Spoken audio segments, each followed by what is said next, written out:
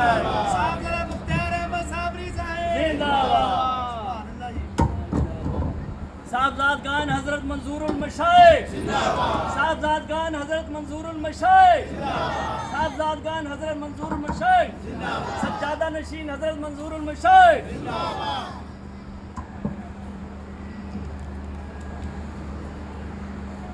अस्सलाम वालेकुम। इन्नल्लाह व मलाइकतहु युसल्लूना अलन नबी या अय्युहल्लज़ीना आमनू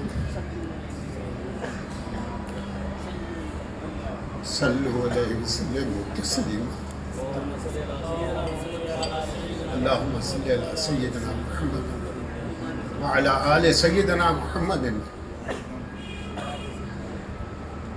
बिअदद कुल्लि ज़र्रतिन मिअता मर्रत मुबारक वसल्लम। हज़रात किराम, कारी साहब ने कुरान पाक के मुतल्लिक़ बहुत कुछ फरमाया, बहुत कुछ फरमा दिया। मेरे मुतल्लिक़ भी कुछ कहा।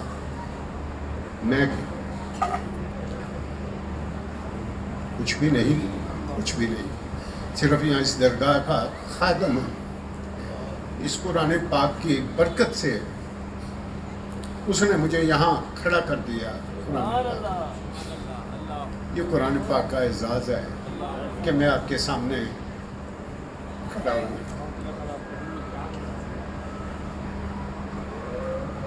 जैसे कि कारी साहब ने फरमाया कि मैंने 3 कुरान पाक मुकम्मल हाथ से लिखे। चौथे कुरान पाक का चौथा सपारा चल रहा है माशाअल्लाह। वो भी इंशाअल्लाह।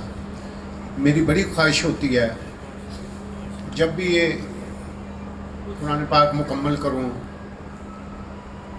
साहबजादा पीर सैयद अहमद साबरी साहब के हाथ से ही इसकी रूनुमाई करवाऊं और उनकी जैसे आज तीसरे कुरान पाक में कारी मुश्ताक अनवर साहब जो अपने कलमात से नवाज रहे थे, इसी तरह वो भी इसके कलमात बयान करें। माशाल्लाह तीसरे कुरान पाक की आज रूनुमाई है और मुझे खुशी है कि कारी मुश्ताक अनवर साहब ये तीसरी मर्तबा इसमें शामिल हैं, अपने कलमात से नवाज रहे हैं।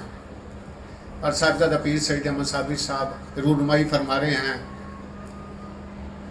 और एक साहब मोहम्मद आज़म साबरी साहब, इन्होंने मेरा पहले दिन से बड़ा साथ दिया। मस्जिद नबवी में 2018 से जब ये 17 से शुरू हुआ, 18 में हम गए, ये सारी रात मेरे साथ मस्जिद नबवी में बैठे रहा करते थे, देखते रहते थे, कुछ तस्वीरें बनाते थे। इनका मेरा खाना काबा में लिखने का और मस्जिद नबवी में लिखने का भी साथ है। मैंने इनसे अक्सर कहा करता हूँ, मेरे गवाह में ना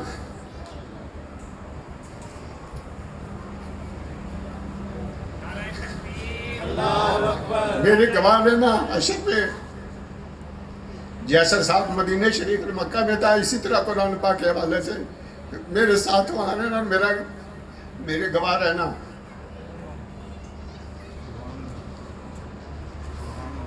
मुझे नहीं समझ आती कि मैं कैसे लिखता हूँ, कौन लिखवा रहा है, मुझे कोई समझ नहीं आती। जब मैं लिखता हूँ ऐसे लिखता ही चला जाता हूँ। हालांकि कारी साहब ने जैसे कहा शुगर के मरीज़ हैं, हार्ट के मरीज़ हैं, ब्लड प्रेशर, मैं भी कारी साहब मैं भी शुगर का भी मरीज़ हूँ, ब्लड प्रेशर का भी हूँ, हार्ट का भी हूँ। लेकिन जब मैं बैठता हूँ, बल्कि अब तो कमरे में हल्का हल्का दर्द रहने लग गया, जब बैठता हूँ मुझे नहीं समझ आती कितने सफ़े लिख जाता हूँ। एक सफ़ा लिखने में 1.5 घंटा लगता है और कई लिखने शुरू कर देता हूँ। तो कारी साहब ये कुरान पाक का फैज़ है कि आपको कोई तकलीफ़ नहीं है, आप अपने आप को कहा करो मैं फिट हूँ, अल्हम्दुलिल्लाह माशाल्लाह। जैसी मुश्ताक अनवर साहब ने फरमाया कि इतनी बड़ी तिलावत की आपने, कौन कहता है बीमार है, कोई बीमार है कभी अपने ऊपर मुसल्लत ना करो बीमारी। माशाल्लाह इतनी प्यारी तिलावत, आप बीमार हैं, कोई बीमारी नहीं। कुरान पाक सब बीमारी भगा देती है। मैं आपके सामने हूँ, कुरान पाक लिखता हूँ, कोई मुझ पर बीमारी नहीं आती। लेकिन बज़ाहिर हार्ट भी है, ब्लड प्रेशर भी है, शुगर भी है, आप कमर में कोई, लेकिन जब बैठता हूँ कोई इसमें बात नहीं। حضرات گرامی تھوڑا سا میں اس میں تو بیان کرتا چلوں. یہ میں نے جنوری 17 سے لکھنا شروع کیا, جنوری 17 سے, اور غالباً یہ 24 چل رہا ہے. کنٹینیوسلی 7 سال ہو گئے مجھے لکھتے ہوئے, 3 مکمل ہو گئے, چوتھے کا چوتھا سپارہ چل رہا ہے.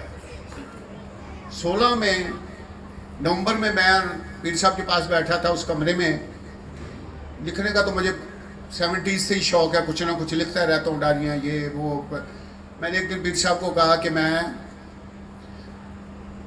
اپنی ہسٹری لکھ رہا ہوں, جیسے کوئی وہ حالات زندگی ہوتے ہیں, وہ اتنی موٹی کتاب لکھ دی میں نے کہا لکھ رہا ہوں. کہنے لگا اس کا فائدہ کیا فائدہ اس کا لکھنے کا. میں نے کہا جی اگلی نسلیں پڑھیں گی. مجھے ایک دم کہنے لگے بھائی اس کو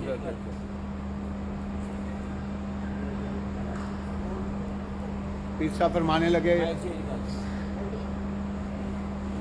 کہ اس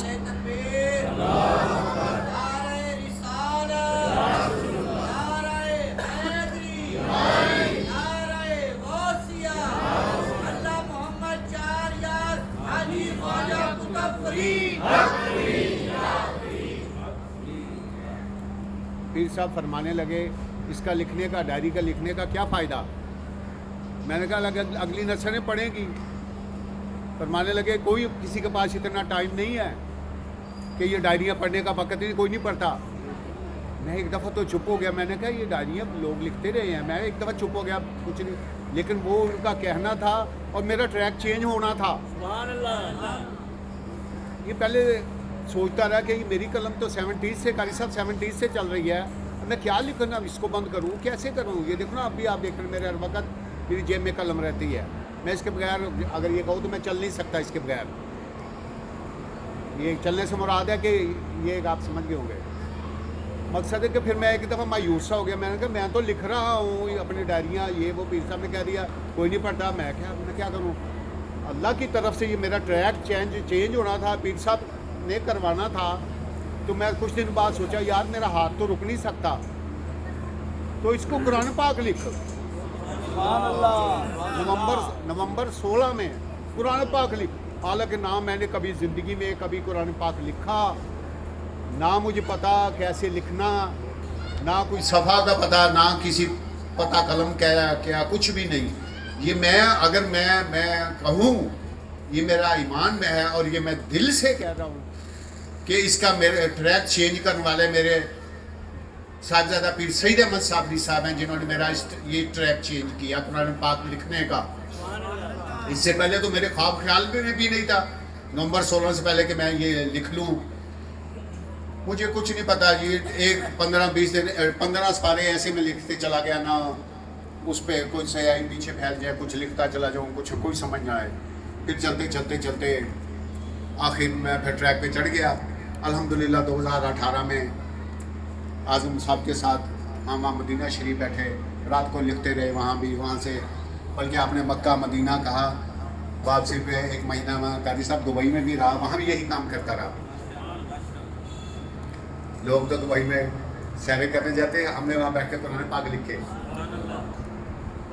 تو وہ پھر جناب چلتے 2018 میں رونمائی ہو گئی, تکمیل ہو گیا 18 میں. تو ماشاءاللہ میری بہت خواہش تھی, میں نے بہت زور دیا, یا اللہ میری زندگی میں ایک قرآن پاک مکمل کر دے, ایک مکمل کر دے. پتہ نہیں زندگی کا کوئی پتہ نہیں ہے, ایک مکمل کر دے. اور وہ بھی مکمل کرنے کے بعد صاحبزادہ پیر سید احمد صابری صاحب اس کی رونمائی کر دے. یہ 2 میری خواہشات تھی, ایک مکمل ہو جائے اور دوسری یہ ہے کہ پیر صاحب میری رونمائی کر دیں. ٹھیک ہے, بڑی ہستیاں, سب سے بڑی ہستیاں آتی ہیں, میں سب کی دل و جان سے قدر کرتا ہوں سب ماتھے پہ. لیکن میری ایک دلی خواہش تھی کہ پیر صاحب اس کی رونمائی کریں. اللہ نے موقع دیا. ماشاءاللہ قاری مشتاق انور صاحب بھی 2018 میں اس وقت موجود تھے, پہلے کے وقت اس وقت رونمائی ہوئی. پھر میں نے اسی وقت کہا تھا آپ سب دعا کریں میرے لیے, میں ساری زندگی قرآن پاک لکھتا رہوں, ساری زندگی لکھتا ہوں. اب بھی آپ نے میرے لیے دعا کرنی ہے کہ میں آخری وقت تک ہی قرآن پاک لکھتا رہوں. الحمدللہ پھر دوسرا شروع ہوا. پھر میری خوش قسمتی وہی موقع پھر آیا. صاحبزادہ پیر سید احمد صابری صاحب نے غالباً 20 یا 21 کی بات ہے, پھر رونمائی فرمائی، پھر قاری مشتاق انور صاحب، پھر اعظم بٹ صاحب، صابری صاحب، تینوں ہستیاں پھر موجود، میں پھر ہوئی. آج پھر اللہ نے موقع دیا، تیسرا قرآن پاک ہے، پھر وہی تینوں ہستیاں پھر موجود. آپ سب صاحبان تو ہیں ہی ماشاءاللہ، سب صاحبان، لیکن پھر وہی اعظم صاحب میرے ساتھی ہیں قرآن پاک کے، پیر صاحب رونمائی کے لیے مشتاق انور، قاری مشتاق انور صاحب ماشاءاللہ وہ بھی تشریف فرما ہے. میں یہ اکثر کہا کرتا ہوں، یا اللہ یہ میں قرآن پاک لکھتا رہوں، شاید پیر سید احمد سید صادری صاحب میری رونمائی کرتے رہیں. میں یہ اکثر بیٹھا دل میں کہتا رہتا ہوں، یا اللہ میں یہ لکھتا رہوں، مجھے ہمت دے، جتنی میری زندگی ہے لکھتا رہوں، اور یہ میری رونمائی فرماتے رہیں. اور آج اس کے ساتھ ایک اور بات ایڈ کرتا ہوں، قاری مشتاق انور صاحب بھی اس محفل میں، اس رونمائی میں شرکت کرتے رہیں، تشریف لاتے رہیں، اپنے کلمات سے ہمیں نوازتے رہیں. اعظم بٹ صاحب کے لیے بھی میں بڑی دعا کرتا ہوں، اللہ تعالیٰ یہ بھی میرے ساتھی محمد میرے ساتھ اس طرح اس محفلوں میں رونق بنے رہے، مجھے سہارا دیتے رہیں. اس میں یہ بھی بڑا رول ادا کرتے ہیں. جیسے کہ میں نے پہلے بھی کہا تھا، یہ کسی خط کی کاپی نہیں ہے، یہ کسی خط کی کاپی نہیں ہے. بہت سارے خط ہوتے ہیں. پھر مجھے اعظم صاحب نے اتنی بڑی لسٹ دی، وہ خط ہوتے ہیں جو خط نستعلیق یا ایسے کیا نام ہے مجھے یاد نہیں.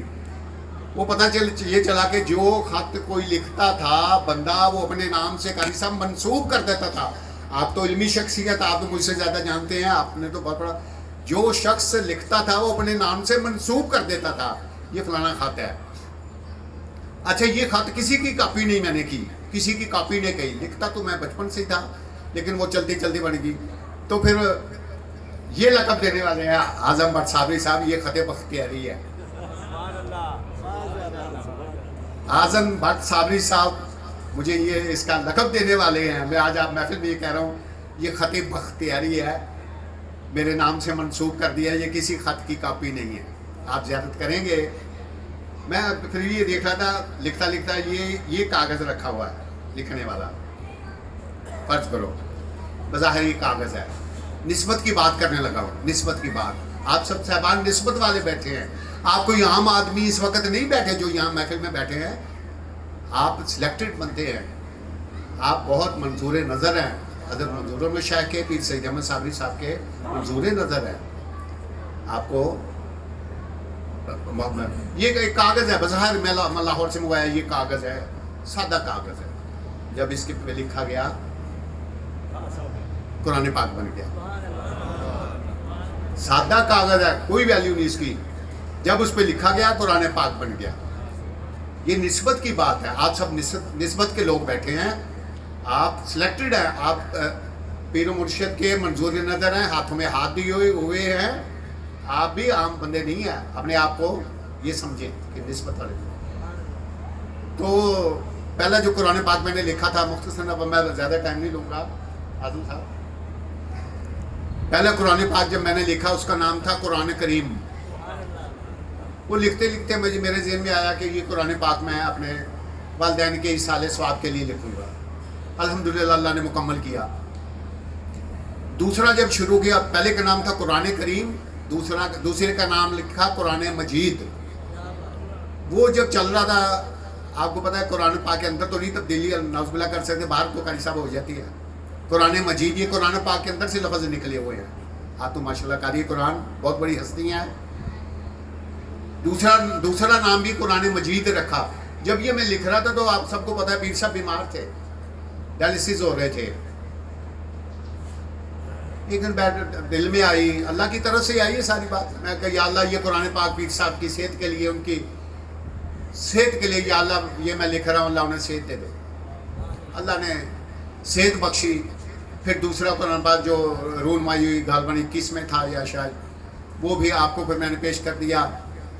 آپ کے گھر میں لاہور پڑا ہے، وہ ان کے لیے لکھا تو انہیں دے دیا. اللہ تعالیٰ نے قرآن پاک کی برکت سے، یہ قرآن پاک بہت بڑی برکت ہے، بہت بڑا.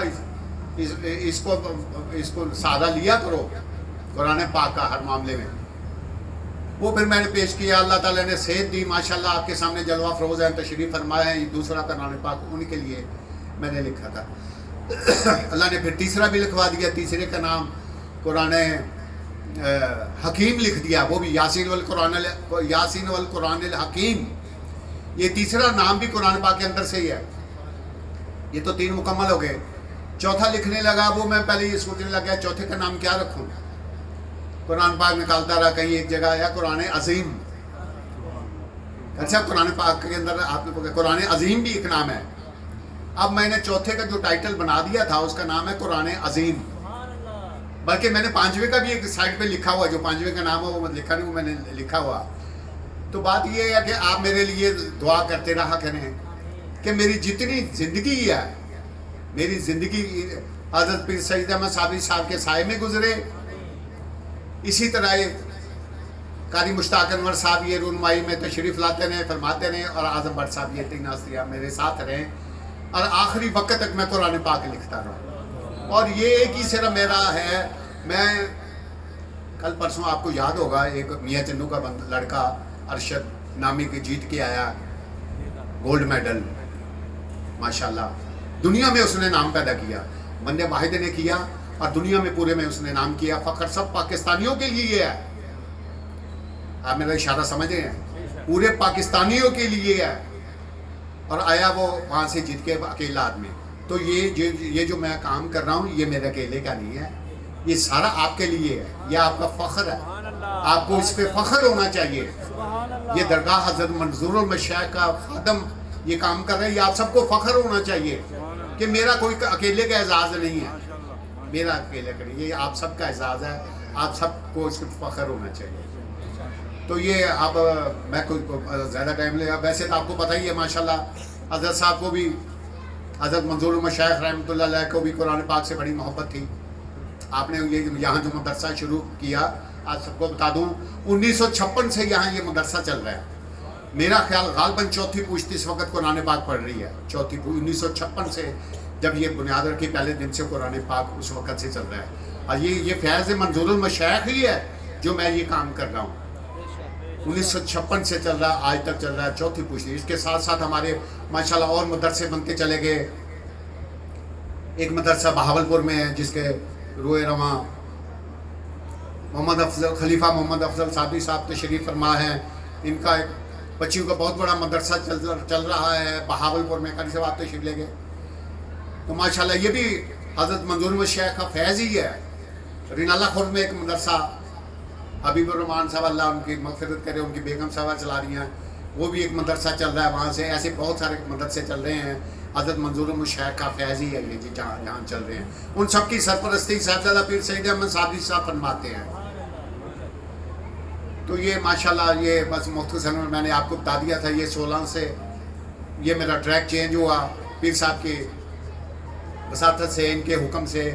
کوئی قبولیت کی گھڑی تھی، انہوں نے میرا ٹریک چینج کر دیا، اور آج تک یہ ہے کہ 4تھا قرآن پاک لکھ رہا ہوں. وہ بھی انشاءاللہ اگلے سال قاری صاحب کو پھر تکلیف دوں گا کہ آپ اس کی بھی تشریف لائیں. اللہ آپ کو سب کو صحت تندرستی دے. قرآن پاک میں بہت بڑی بڑی اچھی باتیں ہیں، آیات ہیں. میں اکثر یہ کہا کرتا ہوں، اپنا ایک چھوٹا سا سبق بھی دہراتا ہوں اس قرآن پاک کے حوالے سے. قل هو اللہ سورۃ اخلاص کا اکثر کہہ دیتے ہیں بھائی قل هو اللہ شریف پڑھ لو 3 دفعہ. تو میں یہ اس محفل کے حوالے سے قرآن پاک کے تقریب کے حوالے سے بتا دوں، یہ 3 دفعہ قل هو اللہ پڑھنے کا مقصد ہے. نبی کریم صلی اللہ علیہ وسلم نے فرمایا کہ رات کو 1/3 قرآن پاک پڑھ کے سویا کرو.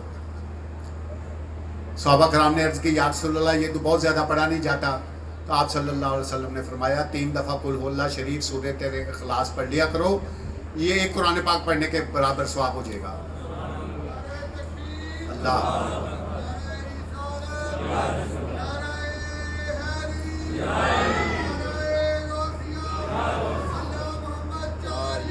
حاجی خواجہ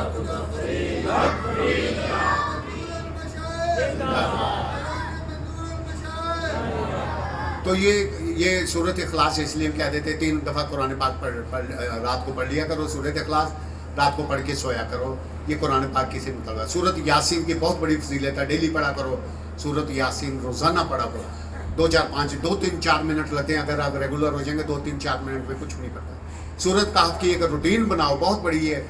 آپ صلی اللہ علیہ وسلم نے فرمایا کہ اس کو جمعے والے دن پڑھا کرو. یہ باقی 2-3-4 باتیں میں نے آپ کو بتانی تھی قرآن پاک کے حوالے سے. رات کو قل اللہ شریف پڑھ کے سویا کرو 3 دفعہ, کوئی 1 منٹ بھی نہیں لگتا. سورۃ یاسین ڈیلی صبح پڑھا کرو, سارا دن آپ کا بہت اچھا گزرے گا. یہ سورۃ یاسین نہیں, یہ صرف اتنا نہیں ہے کہ مر گیا قاری صاحب سورۃ یاسین پڑھ لو, مرنے والا ہے سورۃ یاسین پڑھ لو. یہ اس مقصد کے لیے صرف نہیں ہے. سورۃ یاسین کے ڈیٹیل میں ہم میں اس وقت جاتا, سورۃ یاسین کے بہت بڑی فضیلت ہے پڑھنے کی. ہمارے یہاں اکثر ہے یار سورۃ یاسین پڑھنا, جان نکلنے لگے پڑھ دو. تو یہ اپنا یہ 2-3 باتیں میں نے بتا دی ہیں. آپ میرے لیے بھی دعا کرتے رہا کریں. آخر میں پھر میں دعا کروں گا, یا اللہ جتنی دیر میری زندگی ہے میں قرآن پاک لکھتا رہوں اور ساجدہ پیر سید احمد سعدی صاحب اس کی رونمائی فرماتے رہیں. قاری مشتاق انور صاحب اور اعظم بٹ صابری صاحب آپ صاحبان تشریف لاتے رہیں. وآخر دعوانا ان الحمدللہ رب العالمین.